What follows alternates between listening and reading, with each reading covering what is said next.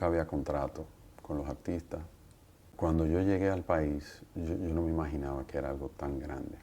Él mismo lo dice, durante 30 años el Jet Set no ha pagado impuestos.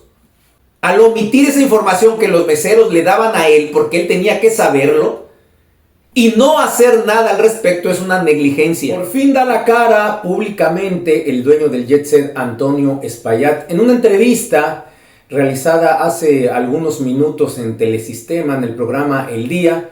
Mucho que desear las preguntas de la periodista, me parece que fue muy ligera.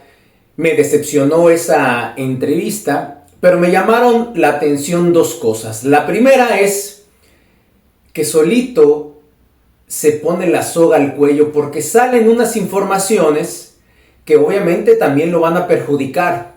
Y esto tiene que ver con el desenvolvimiento que tiene la compañía, como le llama la compañía que es dueña del Jet Set, con los artistas que se contratan ahí para que hagan sus conciertos. Y el segundo tema es esta frialdad con la que se refiere a las personas que perdieron la vida. En un momento de esa entrevista, la periodista Edith Febles le pregunta que si él fue al lugar, a Jet Set en ese momento. Fue varios días después que él se apareció ahí y dice que pues sintió toda una vida. O sea, a él le preocupaba más y estaba sintiendo más que esa discoteca que había formado su mamá ya en 1973 y que llevaba 52 años y que había sido un lugar donde él creció junto con su hermana y toda su familia, se haya derrumbado. Eso es lo que más a él le dolió. No hizo en primera instancia hincapié en que ahí perdieron la vida 235 o mucho más personas, porque yo dudo mucho que sea esa la cifra que está manejando el gobierno, 235 personas. Pero yo les hice otro video diciéndoles lo que había comentado Rafael Guerrero cuando él estaba haciendo la diligencia para que en INASIF se le entregara el cuerpo a una persona, y empleados del INASIF sin querer pues empezaron a hablar de 421 autopsias. Entonces eso quiere decir, ¿verdad?, que fueron más de 400 personas que perdieron la vida en ese evento. Y esto a mí me llamó muchísimo la atención porque cuando hay un evento tan feo como este, cuando uno es sensible, cuando uno es empático, cuando te enteras de la cantidad de vidas que se perdieron en tu negocio, obviamente afecta. Y yo no me voy a poner a pensar en que se me fue toda una estructura de 52 años que creó mi familia. Está siendo muy egoísta. Y más cuando fue días posteriores que ya se supone que fue digiriendo la información que le habían dado, porque él dice que inmediatamente de que él se enteró, más o menos a las 10 de la noche, 10:30 hora de Las Vegas, porque él sigue afirmando que estaba en Las Vegas, en el momento que su hermana le llama, que estaba bajo los escombros de la discoteca, que eran ya prácticamente aquí en Santo Domingo la 1 de la mañana, él inmediatamente fue al aeropuerto, cogió un avión y llegó aquí. Y le dijeron que no podía aparecerse en el Jet Set porque no sabían cómo iba a reaccionar la gente, porque obviamente los ánimos estaban muy, muy alterados. Y él se refugió en su oficina. Pero durante todo ese trayecto, en lo que fue a abordar el avión a Las Vegas, toda la información que le estaban suministrando, él sabía ya perfectamente bien, cuando llegó a Santo Domingo, en la magnitud de la tragedia, por la cantidad de gente que había. Ya desde ese momento tú vas digiriendo, o sea, tú vas entendiendo la magnitud de lo que aconteció.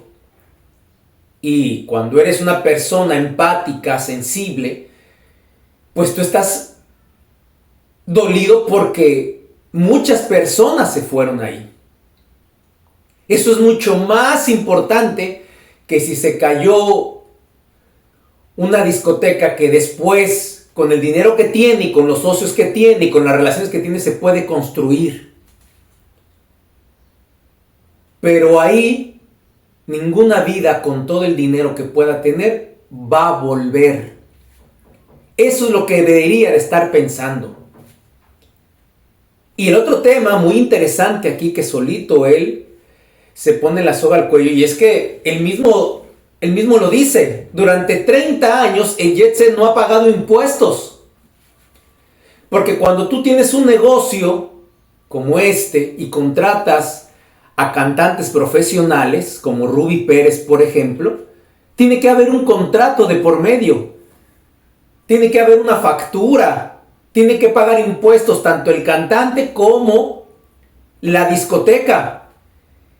Y en sus propias palabras, del dueño del Jet Set, Antonio España, dice que durante 30 años se manejaban solamente de palabra. Había un equipo que le llamaba al artista: tú puedes venir a cantar el lunes próximo. Sí, bueno, pues lo anotas. Y él venía. Eso genera un impuesto. Entonces, durante tantos años, el Jet Set no pagó ningún impuesto de esas fiestas. Vaya situación, ¿no? Y eso también es preocupante. Hay que investigar eso también. Porque aquí, con cualquier factura que tú no des en un negocio que acabas de emprender por un impuesto tan pequeño, impuestos internos te cae atrás y te clausura el sitio. O si no diste una factura. En negocios pequeños, en medianos también, la DNI anda así, miren, con lupa. Cualquier cosita que te vean, te multan y te cierran tu negocio. Entonces, el Jet Set, que durante 30 años contrataba artistas sin contrato, pues obviamente evadían impuestos, porque tiene que haber un contrato, tiene que haber una factura de por medio, tiene que haber todo ese proceso que hace la gente que debe de pagar impuestos. Entonces, si eso fue de palabra: ven a cantar aquí, ya, yo te pagué en efectivo ahí, y ya, el artista tampoco declara en impuestos internos que tuvo una fiesta, el Jet Set tampoco declara que contrató a alguien, y ahí, asunto arreglado. Eso es lo que me llamó muchísimo la atención de esto. Él solito lo dijo, solito se puso la soga al cuello. Vamos a ver si impuestos internos le da seguimiento a esto. Vamos a ver cómo va a funcionar. Porque ya sabemos lo que va a pasar con la estructura que van a analizar las autoridades extranjeras y nacionales, que ya avisaron que va a tardar este estudio para determinar por qué, cómo y para qué pasó. Va a tardar más de 3 meses. Ya vimos que parte de esos escombros, de esos blocks, de ese cemento, fueron a dar a un terreno baldío en Santiago. Otra parte está en la feria ganadera y otra parte quién sabe a dónde la llevaron. Contaminaron la escena, porque cuando se va a hacer peritajes de esto está bien, perfectamente bien, tenían que remover todos los escombros para poder, pues obviamente, sacar a esas personas, lamentablemente, claro, pero eso se pasa de un lugar a otro y el Jet Set tenía mucho espacio en el parqueo para que se contaminara lo menos posible la escena y entonces los peritos pudieran hacer muy bien su trabajo. Porque al rato van a decir que esos escombros que estaban en Santiago no eran del Jet Set. O van a decir que ese concreto que estaba en la feria ganadera y esas varillas, todo lo que llevaron para allá, no, que tampoco es. Ya yo veo cuál va a ser el cuento, ya yo veo cuál va a ser la obra de teatro que van a armar con eso. Entonces hay que estar muy pendientes de todo eso porque esto es feo. De este acontecimiento la sociedad dominicana nunca se va a olvidar y por consiguiente esas familias que perdieron a alguien van a marcar su vida de una manera muy triste por siempre. Y van a ver que ahorita son capaces de levantar el jet set otra vez. Van a volver a construir otro. Espérense unos meses o unos años, porque la gente, los poderosos, los políticos siguen pensando que la sociedad dominicana no tiene memoria, que se le olvida pronto. Pero son capaces, porque él está muy preocupado, él tiene que seguir trabajando. El restaurante Jalao se cerró, el restaurante Jalao de la zona colonial en Santo Domingo, el que está en Estados Unidos. Hubo protestas, hubo cosas ahí que también hicieron que cerrara. RCC Media, las estaciones de radio. Y ustedes van a ser los responsables de seguirle generando dinero, de seguirle generando rating, escuchando esos programas, o que de verdad reciba ese castigo por parte de la sociedad, porque las autoridades no van a hacer nada. El Código Penal actual en República Dominicana, este tipo de cosas, por más que le busques, por más demandas, por más que sea, no lo van a meter preso 30 o 40 años. Y si es una demanda civil, y si es una demanda, una remuneración económica o lo demás, hay que investigar a las familias, cuánto generaba la persona que perdió la vida, a quién mantenía, a cuánto ascendía, etc.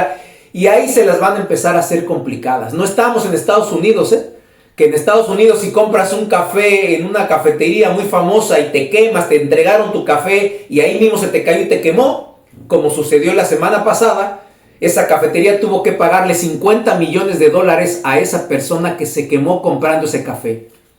No estamos allá, estamos en República Dominicana. Entonces, es muy lamentable ver a una persona así que no es empática con el dolor del otro. Yo lo vi y ustedes lo podrán analizar también.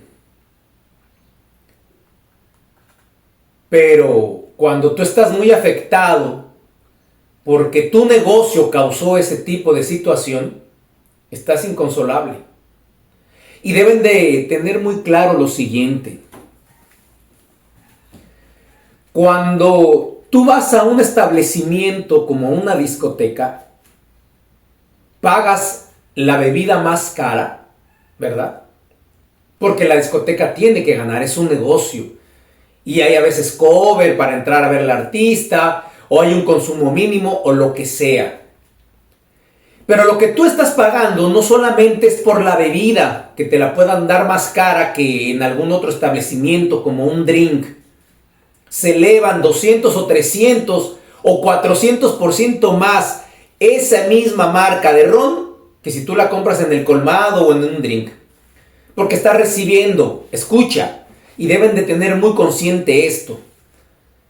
El precio que te están cobrando por ese romo incluye la seguridad de tu persona. Porque estás pagando para eso. No solamente por el hielo, por el aire acondicionado, por el cantante, por la atención.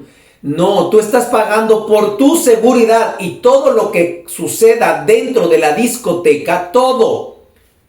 Incluso en los parqueos, incluso con tu vehículo, es responsabilidad de la discoteca. Si se incendia, si no hay agua, si hay un pleito, si corre riesgo, si hay un arma de fuego, todo eso es responsabilidad de los dueños de la discoteca, porque tú estás pagando para eso. Para que te brinden la seguridad y tengas una seguridad íntegra de que no te va a pasar nada, de que vas a disfrutar del servicio y del producto que te están vendiendo y por eso te lo cobran mucho más caro. Por eso es que lo que sucedió ahí es responsabilidad de los dueños, o sea, de la compañía, de él como gerente y la mamá también como socia. Y claro que hubo negligencia ahí. ¿Qué más pruebas puede haber? Por ejemplo, el propio Sergio Vargas, un cantante asiduo a trabajar ahí, amigo de Antonio Espaillat, Soltó la prueba. Semanas atrás, cuando él estaba cantando ahí, meseros, gente trabajando ahí, recogía ese polvo y esa arena o lo que sea que se desprendiera del techo. Y él mismo decía, pero es que esto pasa cada rato. Eso te está indicando algo. Si del techo está cayendo polvo, algunas partes de concreto, material, como dueño tienes la obligación de revisar eso. No es poner un plafón y ya, como él lo dijo en la entrevista, que durante tantos años, porque como era un cine y no estaba hecho para eso, para hacer una discoteca, nunca inspeccionaron la construcción, nunca hicieron una remodelación más que el piso para ponerlo parejo, porque como era un cine tenía unas rampas. ¿Y acaso él no sabía que él está muy cerca del mar? El salitre del mar pudre y acaba con todo. Puede ser concreto, acero, lo que ustedes quieran. El salitre es muy poderoso y va deteriorando durante tantos años una estructura así y se va debilitando. Él tenía que saber eso y después de 30 años ahí tenía que darle mantenimiento. Y con mucho más razón es negligencia porque él tuvo que haberse enterado y vio videos. Y mientras estaba ahí, porque él dijo que todos los lunes estaba ahí, y varias veces los meseros estaban barriendo eso que caía del techo, él tenía la obligación de decir, no, espérate, esto no es normal, ¿por qué sigue cayendo cosas del techo? Tenemos que revisar y se le llama a un especialista, a un ingeniero, un arquitecto, revísame eso, ¿por qué se está cayendo? ¿Por qué se está cayendo concreto, polvo, etcétera? Al no hacer caso de eso, al omitir esa información que los meseros le daban a él porque él tenía que saberlo, y no hacer nada al respecto es una negligencia. Es déjalo así, no pasa nada. Por consiguiente, claro que lo es y eso tiene que tener un castigo penal. No se traten de encubrir. No traten de maquillar las cosas. Ahí están las pruebas, están los videos. Meseros recogiendo ese polvo, ese concreto, esas partes del techo que se estaban cayendo. No una vez, fueron varias. Así que espero que también en este momento la DNI vaya e investigue eso también.